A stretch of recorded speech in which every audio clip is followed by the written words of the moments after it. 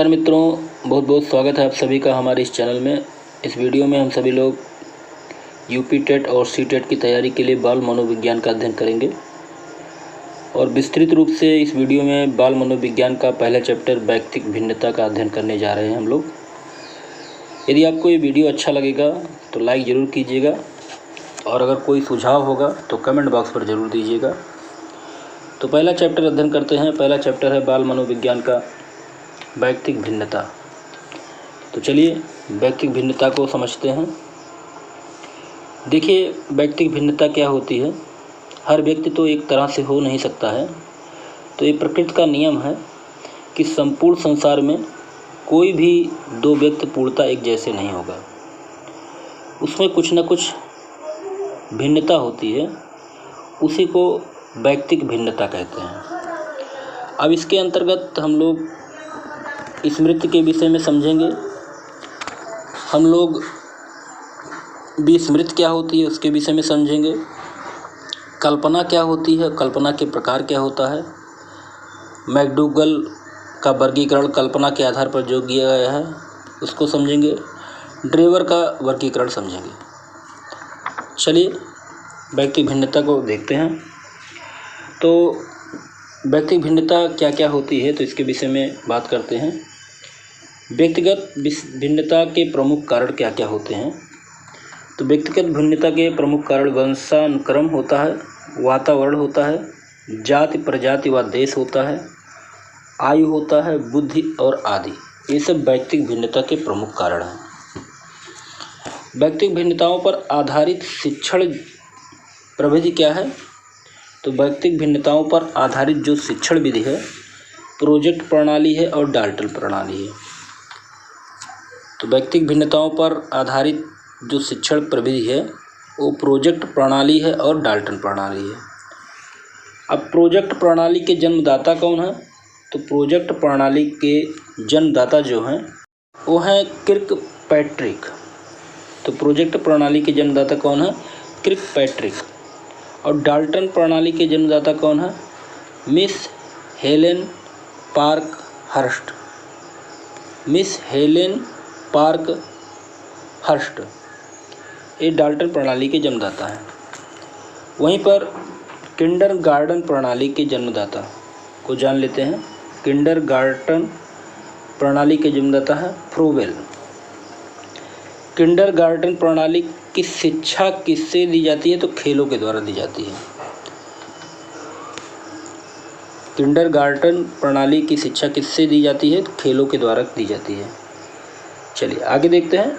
अगला है टॉपिक जो स्मृति। स्मृति के विषय में जानेंगे कि स्मृति है क्या।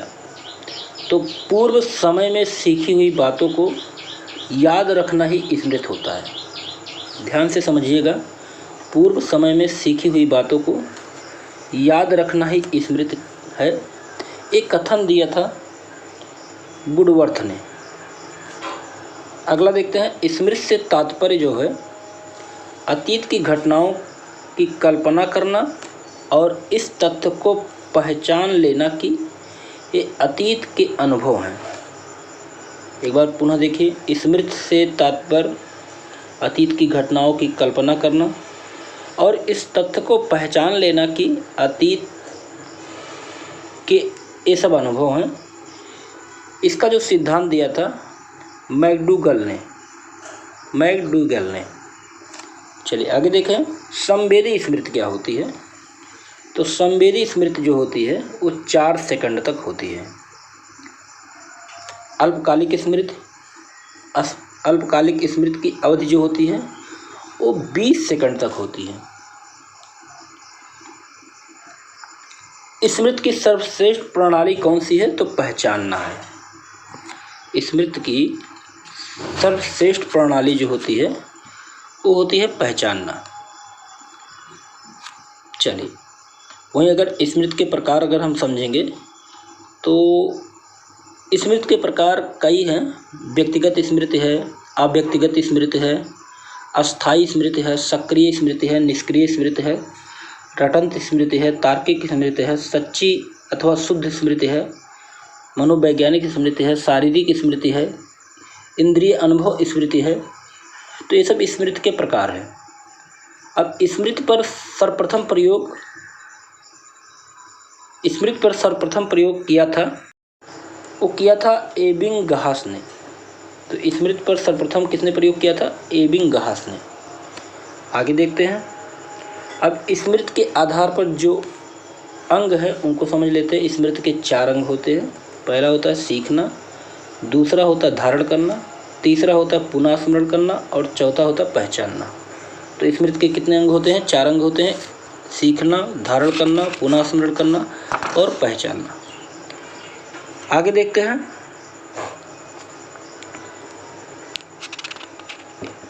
स्मृति का अंग नहीं होता है, तो जो चिंतन होता है वो स्मृति का अंग नहीं होता है। चिंतन स्मृति का अंग नहीं कहलाता है। अच्छी स्मृति की विशेषता क्या होती है? तो अच्छी स्मृति की विशेषता होती है शीघ्र अधिगम कर लेना। किसी चीज़ को सीखने में शीघ्रता दिखाई देना, ये आपका अच्छी स्मृति की विशेषता है। और क्या विशेषता है? शीघ्र स्मरण, शीघ्र पहचान, अनावश्यक बातों की विस्मृति। अब आगे देखते हैं। वास्तविक स्मृति में याद किया जाता है तो क्रमबद्ध रूप में से। वास्तविक स्मृति में याद किया जाता है तो क्रमबद्ध रूप से। और पुनः स्मृति में बाधा उत्पन्न कौन करता है? भय, चिंता और परेशानी जो होता है पुनः स्मृति में बाधा उत्पन्न करती है। सीखी हुई कोई भी क्रिया मस्तिष्क में जब अंकित हो जाती है तो उसे क्या कहते हैं? तो उसे स्मृति चिन्ह कहते हैं। ध्यान से सुनिएगा, स्मृति चिन्ह किसे कहते हैं? तो सीखी हुई कोई भी क्रिया मस्तिष्क में जब अंकित हो जाती है तो उसे स्मृति चिन्ह कहते हैं। अब आते हैं अच्छी स्मृति की सबसे प्रमुख विशेषता क्या होती है? तो अच्छी स्मृति की सबसे प्रमुख विशेषता होती है शीघ्र याद होना। चलिए आगे देखते हैं। विस्मृत क्या होता है? तो विस्मृत भूतकाल की किसी अनुभव को वर्तमान चेतना में लाने की असफलता को विस्मृत कहते हैं। भूतकाल के किसी अनुभव को वर्तमान चेतना में लाने की असफलता को विस्मृत कहते हैं। और विस्मृत आपको बता दें 2 प्रकार का होता है, एक सक्रिय विस्मृत और एक निष्क्रिय विस्मृत। विस्मृत का कारण क्या होता है? विस्मृत का कारण होता है बाधा, दमन, अनभ्यास, समय का अभाव, रुचि, ध्यान ना देना, विषय की मात्रा, सीखने की कमी, ये सब विस्मृत के कारण हैं। आगे देखते हैं। कल्पना क्या होता है? तो परोक्ष वस्तुओं के संबंध में चिंतन करना ही कल्पना कहलाता है। ये सिद्धांत दिया था, ये कथन है मैकडूगल का। परोक्ष वस्तुओं के संबंध में चिंतन करना ही कल्पना कहलाता है। ये किसने बताया था? ये कथन है मैकडूगल का। मनोविज्ञान में कल्पना शब्द का प्रयोग सब प्रकार की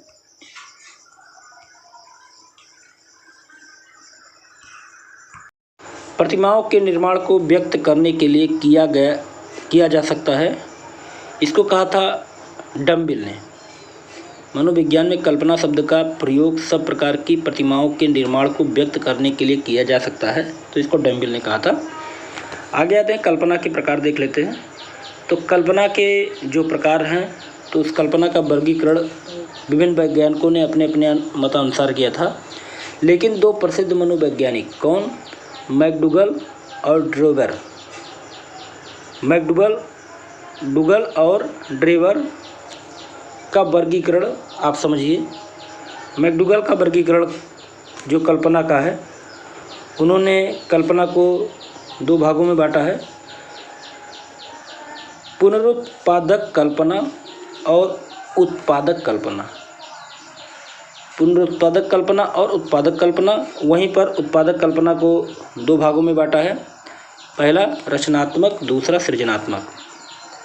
अब पुनरुत्पादक कल्पना क्या है, इसको समझते हैं। इस कल्पना में स्मृति द्वारा पुनरुत्पादन कल्पना को समझ रहे हैं। इस कल्पना में स्मृति द्वारा गत अनुभव की जो प्रतिमाओं को ज्यों का त्यों चेतना में लाने का प्रयत्न किया जाता है। जैसे बालक जब किसी सुनी हुई पुरानी कहानी को यथासंभव कल्पना के सहारे उसी रूप में अभिव्यक्त करने का प्रयत्न करता है तो उसे पुनरुत्पादक कल्पना कहते हैं। अगला क्या है? उत्पादक कल्पना। तो इस प्रकार की कल्पना में गत अनुभव और प्रतिमाओं को एक नवीन क्रम में नवीनता के साथ प्रस्तुत जब किया जाता है तो ये कल्पना उत्पादक कल्पना कहलाता है। और इस कल्पना के दो उपयोग होते हैं, एक रचनात्मक कल्पना, दूसरा सृजनात्मक कल्पना। ड्रेवर का वर्गीकरण देखते हैं। तो ड्रेवर का वर्गीकरण कल्पना का उन्होंने दो प्रकार से किया है। पहला पुनरुत्पादक कल्पना और दूसरा उत्पादक कल्पना। वहीं उत्पादक कल्पना को इन्होंने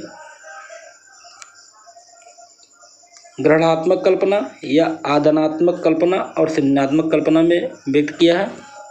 और सृजनात्मक कल्पना को दो प्रकार में बांटा है, कार्य साधक कल्पना और रसात्मक कल्पना।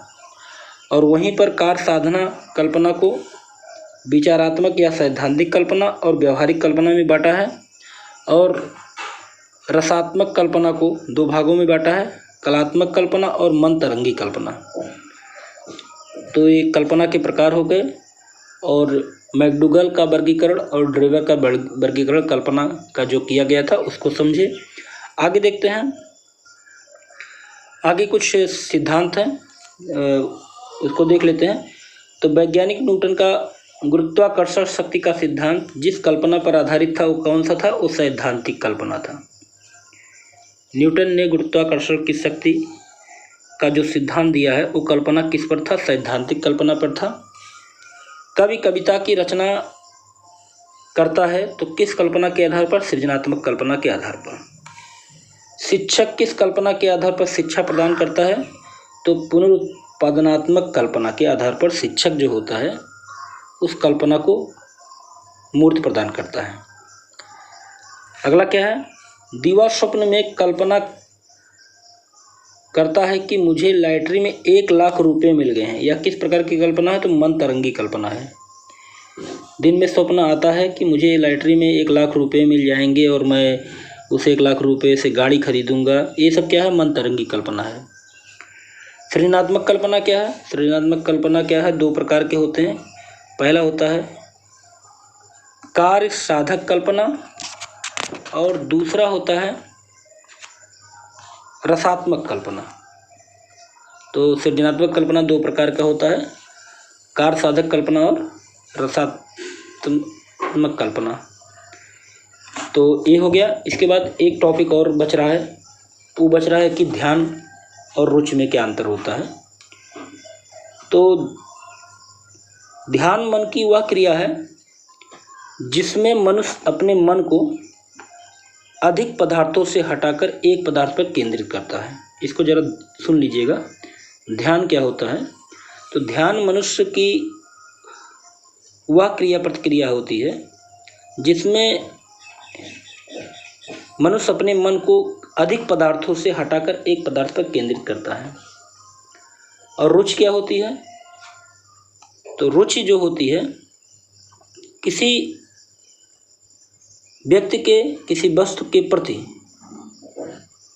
जब व्यक्ति अपना संपूर्ण ध्यान केंद्रित कर देता है तो वो रुचि कहलाता है। और रुचि दो प्रकार से होती है, एक होता है जन्मजात रुचि और दूसरा होता है अर्जित रुचि। तो जन्मजात रुचि और अर्जित रुचि, तो रुचि दो प्रकार का होता है।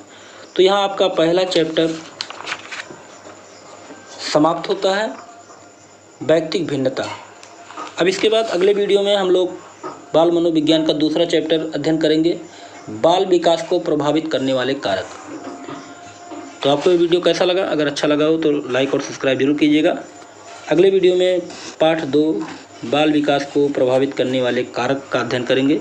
तब तक के लिए जय हिंद।